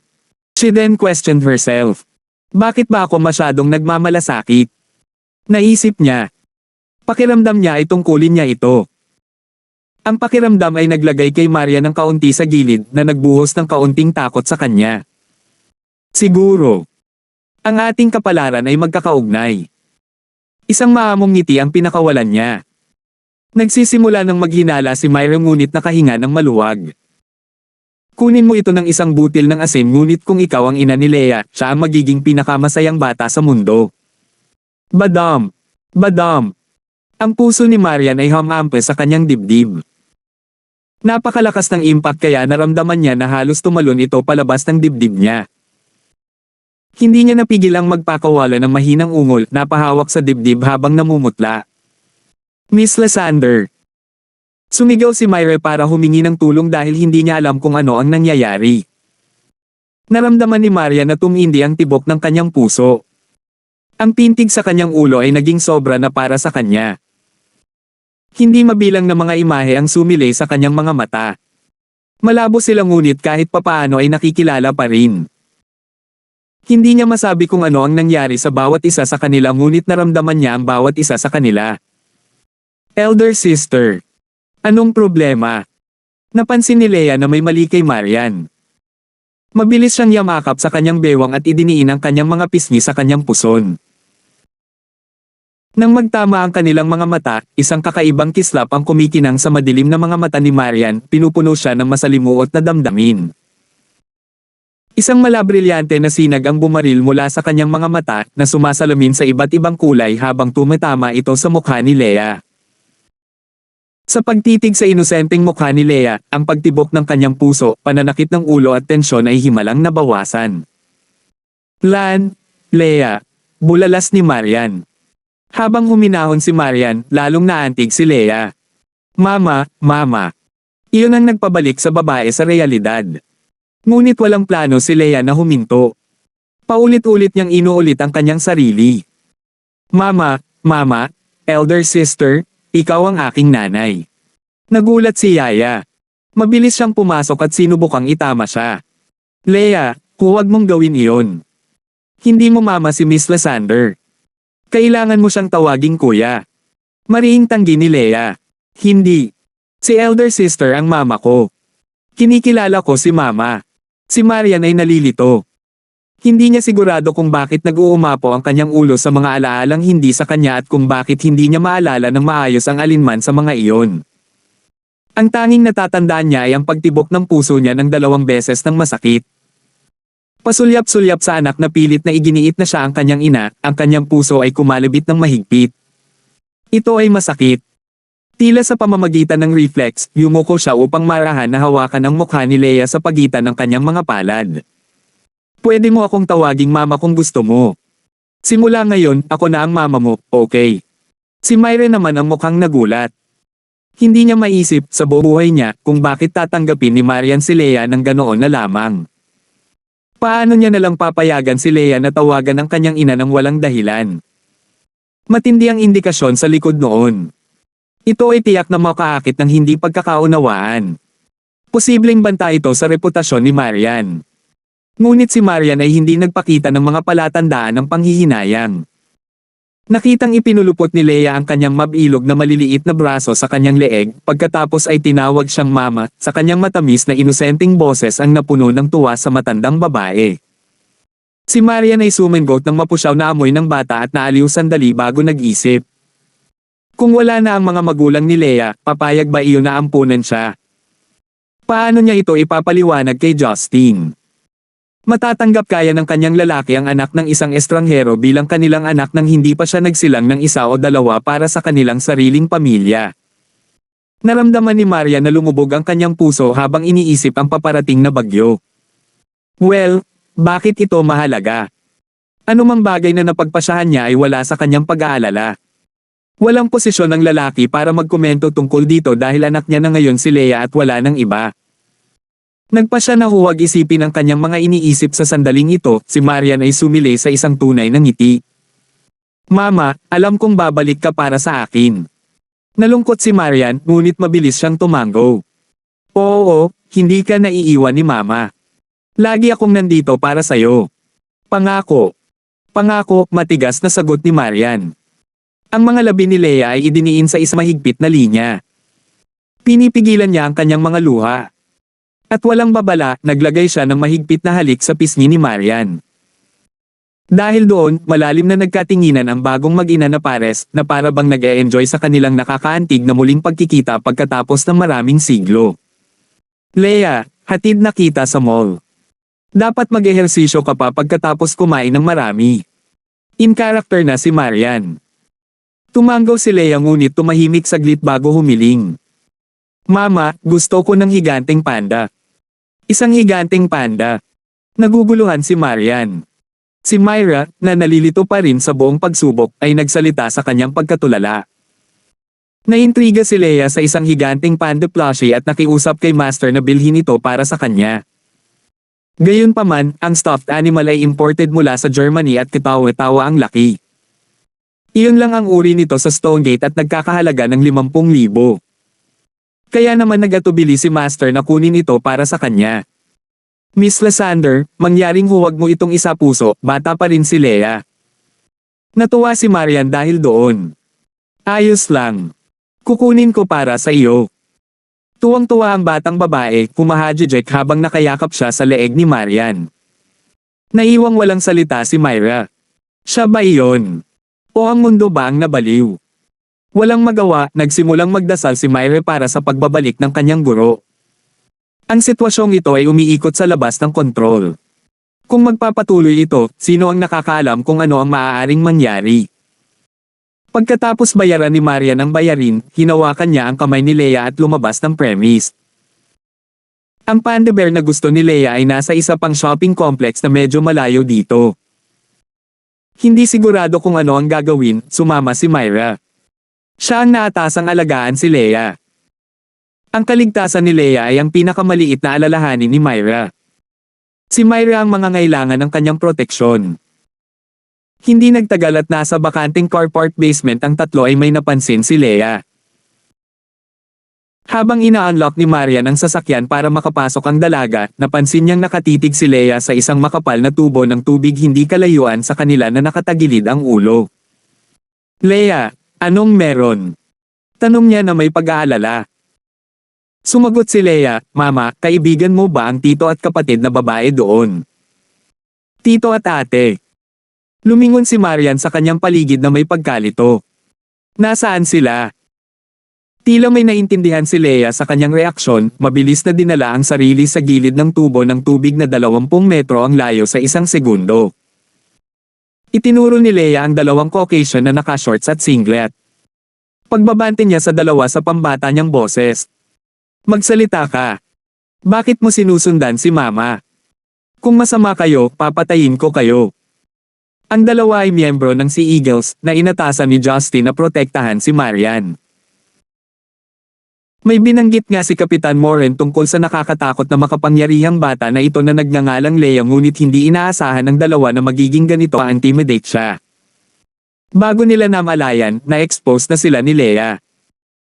Ito ay nangyari nang napakabilis na halos wala silang oras upang tumugon. Siyam na raan at siyam. Natahimik ang dalawa. Para kayong masasamang tao. Wala si Lolo ngayon kaya mamamatay kayo. Sigaw ni Leia. Itinaas ng bata ang kanyang kamay, handa silang patayin. Pinigilan siya ni Marian na sa kabutihang palad ay natigilan siya. Leia, tumigil ka. Nakahinga ng maluwag ang Sea Eagles. Kung hindi dahil sa kanya, base sa bilis ng dalaga ay baka napatay na talaga sila. Nadama nila na talagang hindi patas bilang mga mortal lamang. Dahan-dahang lumapit si Marian sa dalawa, dinala si Leia sa kanyang tabi. Pinulupot ng dalaga ang kanyang hita at sumilip mula sa likuran. Marahan niyang hinaplos ang malambot na buhok ni Leia habang mahigpit niyang pinagagalitin ang mga Sea Eagle. Hindi ko kailangan ng proteksyon mo. Bumalik ka at sabihin mo sa kanya na ayaw ko na siyang makita pa. Iwanan mo na lang ako. Nanlaki ang mga mata ng Sea Eagle sa pagkagulat. Madam, hindi mo dapat sinabi iyan. Kahit kailan hindi hiniling ng kamahalan Pluto na mangyari iyon. Oo, kung may nangyari sa iyo, hindi kami patatawarin ng kanyang kamahalan Pluto. Nagsalubong ang mga kilay ni Marian. Kung hindi dahil sa akin, patay ka na. Nagnganga ang mga ngipin ng lalaking miyembro. Madam, hindi kami hadlang ng kamatayan sa pagtupad sa aming responsibilidad. Ang tigas ng ulo nila ay ikinagalit ni Leia. Nagsimula siyang humagulgol. Kapag sinabihan ka ni Mama pumunta ka dapat. Kung hindi ka pupunta ngayon, magsasara ang shopping mall at hindi ko makukuha ang higanti kong panda. At kapag hindi ko nakuha ang panda ko, papatayin ko kayong dalawa.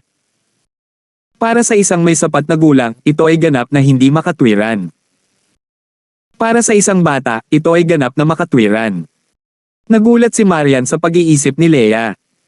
Mukhang kailangan niyang ayusin ang pag-iisip ng kanyang anak sa buhay, baka lumaki siya bilang isang tao. Sa sandaling iyon, naramdaman ni Marian ang isang alon ng déjà vu. Marahil sina Justin at Leia ay mas magkatulad kaysa sa inaakala niya. Tila sa kanya ay mas pamilya sila kaysa sa kanyang sarili. Magkatulad sila. Pareho silang may malaking gana, walang pagpapahalaga sa buhay, at may baluktot na moralidad. Maging ang kanilang ugali ay pareho. Siguradong mabilis siyang mag-iinit sa kanya, hindi ba? Hindi maiwasan ni Maria na mangarap ng gising tungkol sa lahat ng mga posibilidad, nakalimutan na siya ay malakas na bumulanlas tungkol sa hindi niya gustong makitang muli. Sumimangot ang babaeng miyembro ng Sea Eagles. Hinubad niya ang damit ng kapareha at bumulong sa kanya sa wikang Italyano, "We should go. Madam would be fine with Leia here. The child is obviously more powerful than both of you as combined. Pero, babalik kami at magulat kay Captain Moran. Mula doon, maghihintay kami ng karagdagang mga utos," patuloy niya. Bahagyang tumango ang kanyang kapareha at maya-maya, mabilis silang tumakbo palabas ng basement parking. Pumadjejek si Leia. Siya ang tuwang-tuwang tumili, "Mama, wala na sila. Pero bilhin natin ang aking higanting panda." Si Marian ay nagpakawala ng kaunting tawa na mapanuksong hinimas ang ilong ng kanyang anak. Nako, naiinip na tayo. Hop on, let's go. Si Myra, na nakatayo sa likuran, ay ganap na hindi nakapagsalita. Pagkatapos ng lahat ng iyon, isang mahinang ngiti lang ang nailabas niya. Pagkalipas ng 5 minuto, si Justin, na umiinom ng beer sa tabi ni Jane sa isang damuhan, ay nakatanggap ng balita mula kay Moran. Matapos marinig ang nangyari, nag-isip si Justin saglit. Posible bang magpatakbo ng background check sa Leia? I'm very sorry, Your Majesty Pluto. Wala kaming mahanap na kahit ano sa kanya o sa kanyang lolo. Ang yaya na si Myra, ay nakumpirmang isa lamang ordinaryong sibilyan. Tumangala si Justin sa langit na may malalim na iniisip. Sa totoo lang, minsan na niyang nakilala ang bata. Pagkatapos ng buong episode ng human trafficking, ang kanyang interes sa bata ay tumaas ngunit hindi niya naramdaman na kailangan itong imbestigahan. Hindi naman niya kalaban ang lahat. Ngunit ang lahat ay iba na ngayon. Tinatawag ng batang ito si Marian ng mama. Si Marian ay mahilig sa mga bata. Ngunit ang pagpapalam sa isang tawag sa kanyang ina ay nagdala nito sa ibang antas. Ibig sabihin ay talagang mahal na mahal ni Marian ang bata. Dahil kilala siya, hindi basta-basta papayag si Marian na tawagin ng isang bata ang kanyang ina. Ang babae ay may isang konserbatibong pag-iisip ng pamilya at hindi siya umabot sa galit sa kanya. Mula sa sinabi sa kanya ni President Cha mula sa orphanage, si Leia ay nawala ng mga magulang at hindi lalampas sa 10 taong gulang. Kaya naman, isa lang ang ibig sabihin nito. Gusto ni Maria na ampunan ang babae. Hindi tutol si Justin sa ideya ng pag-aampon. Sa katunayan, nakita niyang kaibig-ibig si Leia. Siya ay may kakaibang pangangatawan ngunit iyon din ang dahilan ng kanyang kawalan ng kakayahan na magbuntis ng mga babae. Ang pag-ampon kay Leia ay magiging perpekto dahil si Rebecca ay gustong-gusto na magkaroon ng apo. Ngunit ang tanging pumipigil sa kanya ngayon ay ang kakulangan ng impormasyon sa background ni Leia. Pinag-uusapan nila ang tungkol sa isang bata na kayang pumatay ng isang elite na mersenaryo nang hindi kumikibo. Naramdaman ni Justin ang pagnanais na makipagkita kay Leia kahit na ang kanyang presensya ay hindi tinatanggap ni Marian. Kasama dito ang kanyang kaligtasan at walang paraan na pabayaan ni Justin na mawala ito. Inend niya ang tawag. Pagkatapos ay bumangon siya at naginat ng kaunti bago nag-alis ng alikabok sa ilang damo. "Aalis ka?" tanong ni Jane sa gilid. Tumanggaw si Justin na may walang magawang ngiti. "Oo. Salamat sa iyo, mas gamaan ang pakiramdam ko ngayon. Ano na ang plano mo ngayon?" "Well, you told me to wait it out so I will. Ginawa ko ang lahat ng makakaya ko para sa kanya. Hindi ko mapabayaan ang iba ko pang manliligaw kaya ang tanging magagawa ko na lang ngayon ay gawin ang lahat ng makakaya ko." Napabuntong hininga si Justin. "Eto, kunin mo." Ibinigay sa kanya ni Jane ang kalahating laman na lata ng beer. "Para saan?"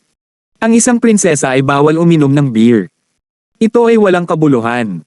Hindi alam ni Justin kung mas nararapat bang tumawa o umiyak. At gayon pa man, ito ay kalahating tapos na. Sumagot si Jane, "Oo, sinasamahan lang kita. Wala akong silbi kapag wala ka na." Hindi nakaimik si Justin sa kanyang walang pakialam na sagot. Mabilis siyang sumagot, "Siguro. Kung hindi ko siya pinakasalan, na-in love din ako sa iyo. Medyo kinilig si Jane. No, mas bagay sa akin ang pagiging Jane kaysa sa pagiging Marian. Understandable, pagsang-ayon ni Justin na may maliit na tango. Kumaway siya sa kanya saka naglakad palayo. Habang pinaandar ni Justin ang kanyang sasakyan at nagsimulang umalis, si Jane ay nanatiling nakaupo sa damuhan. Isang ngiti ang gumuhit sa kanyang mga labi habang nakatingin sa madilim na kalangitan sa gabi. Mangulong siya, idiot, hindi pa ako tapos magsalita. Kung may pagkakataon akong maging manliligaw mo, mas mabuti pa kaysa sa pagiging Jane lang. Makalipas ang kalahating oras, natagpuan ni Myra ang kanyang sarili sa isang 50 palapag na mega shopping complex na matatagpuan sa West District ng Stonegate. Doon namimili ang matataas na uri ng lipunan. Ang mall ay punong-puno ng mga mamahaling tatak mula sa buong mundo, nagbebenta lamang ng mga tunay na kalakal sa katawa-tawang presyo. Ang pinakakilalang tagagawa ng laruan ng Germany, si Steve, ay nagkaroon din ng kanilang tindahan doon. Ang kumpanya ay may isang siglo na ang kasaysayan at sa huling pagkakataon na kanilang ipinagdiwang ang kanilang anibersaryo, gumawa sila ng mga gintong teddy bear na nabili sa napakalaki na 700,000 yuan.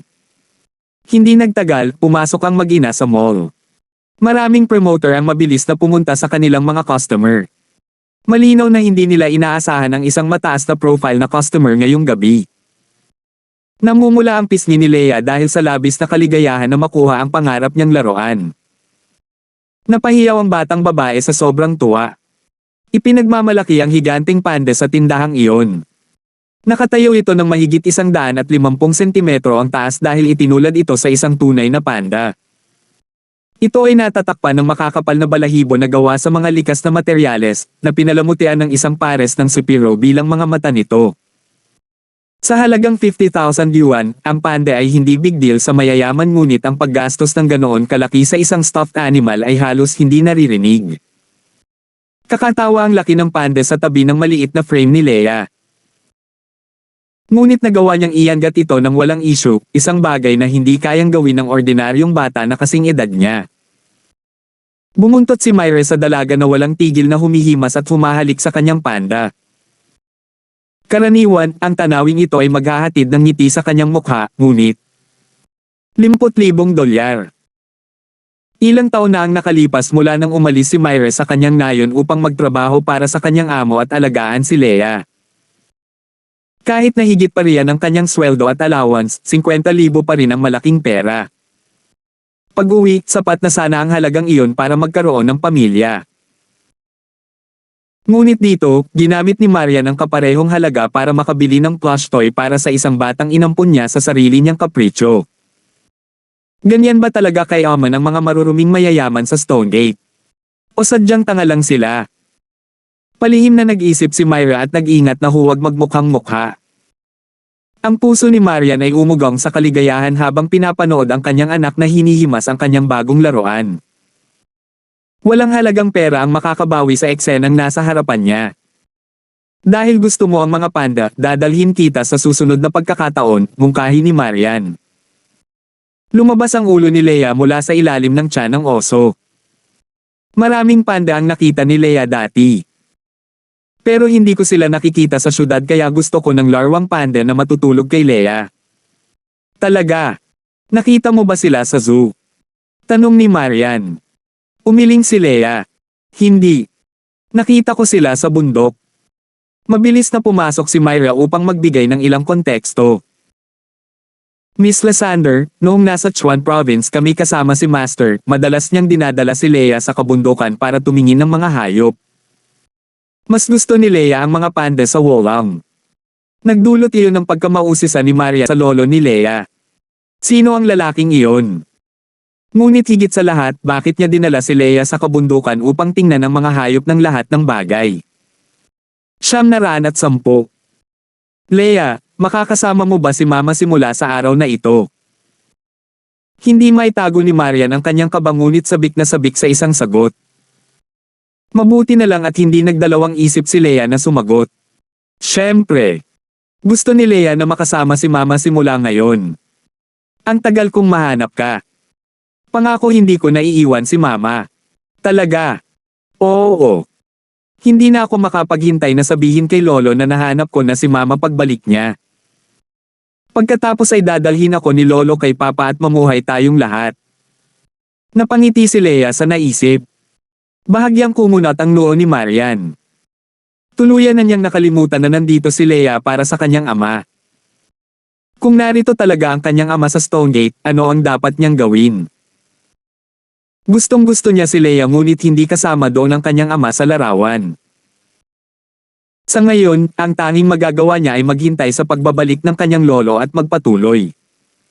Biglang may pumasok sa isip ng dalaga. Muli niyang niyakap ang hita ni Marian kasama ang kanyang pande at nagtanong bakit hindi kasama ni Mama si Papa. Hindi ba natutulog sina Papa at Mama? Naging pink ang mukha ni Marian. Paano niya nalaman iyon? Hindi ko alam kung nasaan si Papa. Ungol ni Marian bilang tugon. Nanlaki ang mga mata ni Leia sa pagkalito ngunit iniwan ang tanong, piniling tumitig sa kanyang panda. Paglabas ng complex, sumakay ang tatlong babae sa elevator papuntang parking basement. Nakasaro na si Justin sa Bentley ni Marian na may sigarilyo sa pagitan ng kanyang mga labi at ang kanyang mga kamay sa kanyang mga bulsa. Kanina pa siya naghihintay. Kailan siya huling naninigarilyo? Sa buong katapatan, hindi maalala ni Justin. Pakiramdam niya ay nakakasama sa mga babae sa bahay ang kanyang bisyo sa paninigarilyo kaya umiwas siya. Hindi naman ito adiksayon para sa kanya kaya hindi niya naisip ang tumigil. Gayunpaman, ang sitwasyon ni Justin sa kanyang sarili ngayong gabi ay nagtulak sa kanya sa isang maliit na booth na nagudyok sa kanya na gumastos ng $2 sa ilang mababang kalidad na sigarilyo. Pamilyar ang napakabangong amoy ng usok at nakatulong sa pag-alis ng kanyang isipan. Bigla, lahat ng mga isyu niya ay hindi na masyadong nakakatakot. Ibinagsak niya ang puwitan sa sahig bago ito binigyan ng magandang kalabasa sa ilalim ng kanyang paa. Naramdaman ng kanyang malamig na titig, tumangala si Justin para ngumiti sa kanyang asawa. Nagalit si Marian nang makita siya rito. Oh, tapos ka na agad. Akala ko magtatagal ka. Inilipat ni Justin ang kanyang tingin sa batang babae sa tabi niya. Parehong interesado si Leia sa lalaking nakatayo sa harapan nila. Ang kanyang higanting panda plush ay halos sumasaklaw sa kanyang buong frame hanggang sa punto kung saan ito ay nagsimulang maging katawa-tawa. Siniko siya ni Marian. Umalis ka na, ayokong makita ka. Inasahan ni Justin ang reaksyon at nanatiling tuwid ang mukha. Nagpa siya siyang huwag pansinin ito upang humakbang pasulong at yumuko upang salubungin ang mata ni Leia. Tanong niya, Leia, asawa niya ako at kung Mama ang tawag mo sa kanya, Papa ang tawag mo sa akin, di ba? Nanlaki ang mga mata ni Leia sa kanyang sinabi. Naguguluhan, tumingin siya kay Marian. Mama, ito ba ay tiyuhin ng aking papa? Hindi. Mabilis naman itong tinanggi ng babae. Siya ay isang masamang tao, isang taong mas masama kaysa sa dalawang nakita natin noon. Huwag mo siyang pansinin. Mabilis niyang hinayla si Leia papunta sa kanyang sasakyan. Tahimik lang si Myra. Ang kanyang karanasan ay nagpahiwatig sa kanya na sila ay tunay na mag-asawa. Gayunpaman, labis siyang nabahala kung paano pinili ni Justin na huwag pansinin ang katotohanan na si Marian ay nagampon ng isang bata ilang oras na ang nakalipas ng walang pahintulot ng sinuman. Pinipilit pa ng lalaki si Leia na tawagin siyang papa. Ganon na ba sila kadesperado para sa isang anak na babae? Wala akong pakialam kung gusto mong magampon ng isa o dalawa pero dapat nakipag-usap ka muna sa akin. Tantrums are tantrums pero hindi biro ang adoption. Kailangang pag-usapan ng mga ganitong bagay. Sinaway ni Justin si Marian at hinarangan ang kanyang dinaanan gamit ang kanyang katawan. Nakita ni Marian ang pula. It's none of your business. Sinong nagsabing hindi ako makapagdesisyon sa sarili ko? Inampon ko ang bata at akin siya, hindi sa iyo. Nababaliw ka na ba? O nahuli ka na ba talaga? Hindi ordinaryong bata si Leia. Sa tingin mo ba galing siya sa isang ordinaryong pamilya? Pagtatalo ni Justin. Paano ka nakatitiyak na papayagan ka ng kanyang lolo na ampunan siya? Paano ka nakakasigurado na wala siyang mga magulang? Ikaw. Kinagat ang kanyang mga salita, ang mga mata ni Marian ay namula. Nagkapira-piraso ang puso niya. Ang ngiti ni Leia ay gumaling na kanina ngunit ngayon ay nagpa siya itong bastard na ito na magpakita at galitin siya muli. Nakahinga ng maluwag si Myra. Kahit papaano ang asawa ni Marian ay matino. Siya ay ganap na tama. Hindi ka pwedeng magampon ng bata sa kapritsyo ng ganyan. Kumunat ang noo ni Justin. Sinasabi ko lang sa iyo ang totoo. Kung si Leia ay isang normal na babae, wala akong pakialam kung umuwi ka na may kasamang 100. Pero hindi iyon ang kaso dito. Hindi siya normal at kailangan kong tiyakin ang iyong kaligtasan. Masamang tao. Biglang tumili si Leia. Namumula ang mukha niya sa galit. Pinaiyak mo si Mama. Napakasama mong tao. Napakabata pa ng bata para maintindihan ang kanilang argumento. Gayunpaman, nakita ang mga luha ni Marian at iyon ay masamang balita. Iyon lang. Tama na si Leia. Nagulat si Justin sa kanyang galit. Ramdam niya ang pamatay na hangarin na lumalabas mula sa kanya. Napagtibay na ba ni Marian ang ganoong kahalagahan sa kanya? Hinailan ni Leia ang kanyang panda, hinawakan ito patungo kay Marian. Mama, hawakan mo ito para sa akin. Naguguluhan, inalis niya ang plush kay Leia. How dare you bully my mama? Papatayin kita. Sa sandaling binigkas niya ang mga salitang iyon, humakbang siya pasulong at lumipad patungo kay Justin na parang isang mabilis na bala. Nagulat si Justin. Ang bilis na ito, ang lakas na ito, ang liksi at ang hindi mapag-aalinlangan ng nakamamatay na layunin. Lahat galing sa isang 4 na taong gulang na babae. Sa kanyang figure lamang, masasabi ni Justin na kahit 8 miyembro mula sa Sea Eagles ay hindi makakayanan ng isang atake mula sa kanya. Kung siya ay ipinadala para sa matinding pagsasanay at ilang karagdagang mentoring, ang babaeng ito ay may potensyal na maging isang nakamamatay na sandata ng tao. Kahit na siya ay makapangyarihan, si Leia ay hindi pa rin makakalaban ni Justin sa ngayon. Dahan-dahan niyang itinaas ang kanyang mga braso paharap upang suluhin ang maliit na kamao ni Leia bago ito agad na pinaikot-ikot para mahuli siya sa kanyang mga bisig. Ang dami ng pressure na ginawa ni Leia ay sapat na para durugan ang mga bato. Ngunit hindi ito sapat na lakas para saktan si Justin. Nagpumiglas si Leia laban sa kanya, hindi nakatakas. Ang lalaki ay katawa-tawa na malakas. Wow! Napaluha si Leia nang mapagtontong niyang ang kanyang pagsisikap na makalaya ay walang saysay. Mama, binubuli niya ako. Si Marian ay nasa bingit ng mabaliw. Justin! Anong ginagawa mo sa kanya? How dare you attack a child? You goddamn degenerate. Labis na inis si Justin sa akusasyon. Tinawag niyang bata ang bagay na ito. Naisip niya. Kung ito ay isang Sea Eagle sa kanyang sapatos, ang epektong iyon ay tumago sa kanilang mga puso. Ngunit tulad ng sinabi nila, lahat ng lalaki ay nangungulila sa kanilang asawa at mga anak. Si Justin ang nasa kaibuturan niya, lalaki pa rin. Bagamat ang kanyang asawa ay nagbibigay pa rin sa kanya ng malamig na paggamot at ang bata ay hindi kanya. Fine. Ibaba na lang kita, okay. Stop crying. Napabuntong hininga si Justin habang ipinatong niya ang mga paa ni Leia sa lupa. Mabilis na lumapit si Myra para yakapin si Leia. Miss Leia, ayos ka lang ba? Hindi ba sinabihan ka ng lolo mo na huwag mong atakihin ang sinuman ng walang ingat? Dapat itong maging aral para sa iyo. Huwag mo nang uulitin iyon. Siya! Huwag kang umiyak. Habang inaalaw ni Myra ang bata, tinitigan niya si Justin gamit ang kanyang peripheral vision. Nanginginig pa rin siya sa sobrang kilabot na kanyang nasaksihan. Alam ni Myra kung gaano kalakas si Leia ngunit ito ang unang pagkakataon na pigilan siya ng iba maliban sa kanyang amo. Pinunasan ni Leia ang kanyang pisngi. Nagpout siya at hinarap si Justin bago sumigaw, hindi pa ito tapos, bad guy. Kung maglakas loob kang ay bully ulit kami ni Mama, bugbugin ka ni Lolo kapag bumalik siya. Pinakamamahal ako ni Lolo. Si Lolo ang pinakamalakas sa mundo. Ang batang ito. Galit na galit si Justin. Nasa bingit na siya ng nakakabaliw na pagtawa. Una, nakilala niya ang isang baliw na babae na nagngangalang Sarah Lo na tinawag ang kanyang ama bilang pangalawa sa pinakamalakas sa mundo. Ngayon ay kailangan niyang harapin ang lolo ni Leia, di umano ang pinakamalakas sa mundo. Jeez, anong swerte.